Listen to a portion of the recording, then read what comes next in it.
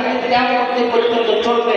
আপনি হাবিব মুস্তাফা সাল্লাল্লাহু আলাইহি ওয়াসাল্লামের প্রেমের কথাও শুনবে এবং পাশাপাশি আপনার এই প্রেমটাকে বাড়ানোর জন্য আপনার যে প্রেমস্থ পুরুষগুলো আছে, আপনার যে প্রেমস্থ সন্তানগুলো আছে, তারা তাদের পরিবার বিসর্জন দিয়া তারা জীবনটাকে কোরবান করে দিয়েছে। ওই কোরবান যারা করেছেন তাদের সম্মানটা আমি সহ্য করে দিলাম।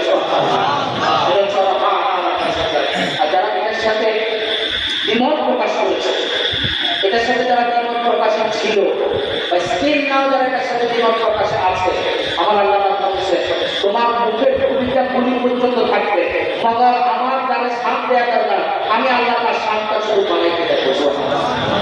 আমি এমন এক ব্যক্তির কথা বলছি যার পদদের কিছু আমাদের যা আমাদের জিন্দিগি আমাদের সব কিছু আমাদের যা কিছু আছে সব কিছু যে দুনিয়ার থেকে বিদায় নেয় সাথে সাথে মৃত্যুটাই সত্য।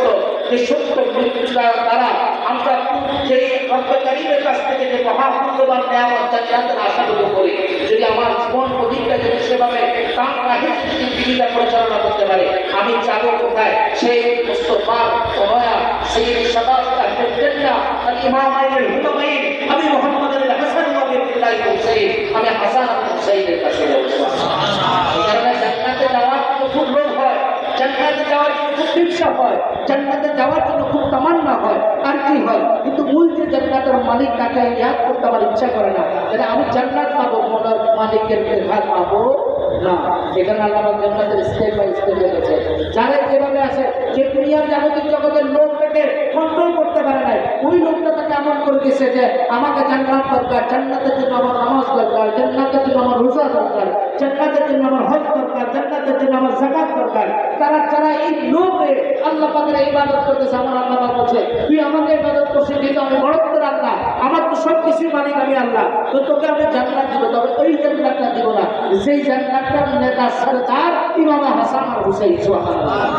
জান্নাত পাবে কিন্তু সরদারের সহকর্মী হিসাবে বা সহকর্মী অনেক দূরের কথা, তার গোলাম হিসাবে থাকার মতো যোগ্যতা হবে না।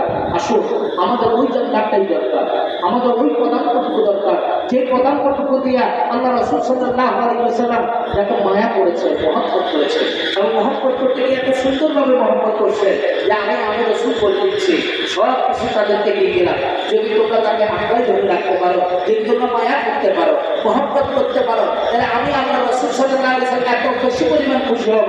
সেদিন সাইয়েদনা ইমাম হুসাইন আলাইহিস সালাম তার আলের দরবারের মধ্যে কোরবান হতে যাবে, নিজের শরীরের তাজা রক্ত করেছে, তখন তার নামাজি আমার মুহাম্মদ রাসূলুল্লাহ সাল্লাল্লাহু আলাইহি ওয়াসাল্লাম বলতেছে হুসাইন আমি তোমার জন্য অপেক্ষায় আছি। সুবহানাল্লাহ। আর হুসাইন বলছে না আমিও তোমার জন্য অপেক্ষায় আছি। অপেক্ষা করতে গিয়ে এরকম শরীর থেকে তার সের মুবারকটুকু পড়ে গিয়েছে, আপত্তি যাচ্ছে কোথায়? সে নানার কাছে। একটা হাদিস তিরমিজি শরীফ থেকে একটা হাদিস, যে হাদিসের মধ্যে গেলে দেখেন যারা কেয়ামতি করে তাই আমাদের পর্যন্ত দুই ধরনের লোকদেরকে আল্লাহ মানে স্মৃতিময় করে রাখে। এক হচ্ছে আদবওয়ালা আর এক হচ্ছে বেয়াদব। যার আদবের বিপরীতে যে আছে তারাও আমরা নির্দিষ্ট করে রাখে, এবং যে আদবওয়ালা আল্লাহ তারাও সাথ দিয়ে রাখে। দুইটা সাথের দেখা যায়, একটা হচ্ছে তাকে আল্লাহ বেইজ্জতি করে রাখে, আর একটা ইজ্জত দিয়ে রাখে। আপনি ফেরাউন দেখেন, ফেরাউনকে আল্লাহ দেখেছেন আপনি যেটা কিসের মাধ্যমে? বেইজ্জতির মাধ্যমে আছে। আর মুসা নবী আলাইহিস সালাম তাকে রেখেছে কিভাবে রাখছে? ইজ্জতের মাধ্যমে রাখছে। এবং আমার রাসূল সাল্লাল্লাহু আলাইহি ওয়াসাল্লামের সাথে যারা গাদ্দারি করেছে, আবু জেহেল রেখেছে কিসের মাধ্যমে? বেইজ্জতির মাধ্যমে। আর মুহাম্মদকে কিভাবে রাখছে? ওরা মানা সিফাত আল্লাহ পাক তার শানটাকে সুউচ্চ করে দিয়েছে। সুবহানাল্লাহ। আল্লাহ হুসাইন তেমনিভাবে জিনিস তাকে আল্লাহ সুউচ্চ সম্মানে সম্মানিত করেছে। তার সম্মান বলার মতো সেই জিহ্বা, সেই ভাষা, সেই জ্ঞান কিছুই আমাদের নাই। শুধু এতটুকু বলতে পারে মওলা যা বলছি যদি কম হয়ে যায় আমার সঙ্গে দৃষ্টিতে দেখবেন, যদি বেয়াদবি করে থাকে তাও মাফ করে দেবেন। আর আপনি মাফ করলে খোদা মাফ করবে, আপনি মাফ করলে খোদা মাফ করবে, আপনি মাফ করলে খোদা মাফ করবে। তুমি দেখতে জানলে কথা হুসাইন মাফ করলে খোদা মাফ করবে। হ্যাঁ, হুসাইন এমন এক কলিজার টুকরা, আমার নবী বলছে আমার কলিজা, আমি তার ভিতরে এমন ভাঙ দিয়ে দিয়েছি যেখানেই যাব সেখানে হুসাইনের গানটা পাবে। এই হাতাম রাইহাতাম দুইটা বলেছে, নাম হাসান এবং হুসাইনের নামটা বাড়া দিয়া তিরমিজি শরীফের মধ্যে রাসূল বলতেছে রাইহাতাম, তারা দুজনে আমার 100 গ্রাম। যদি দুজনের গান যদি নিতে পাও তাহলে মনে রাখবা মুহাম্মদ রাসূলুল্লাহ গান গায়।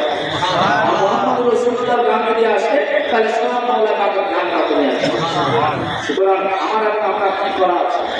আমার এবং আপনার কর্তব্য। আল্লামা ইকবাল অনেক বড় একজন কবি, তফসির করে অনেক বড় কবি। তিনি বলতেছেন মানে গতকালকে ছিল 5 মহরম। কত মহরম?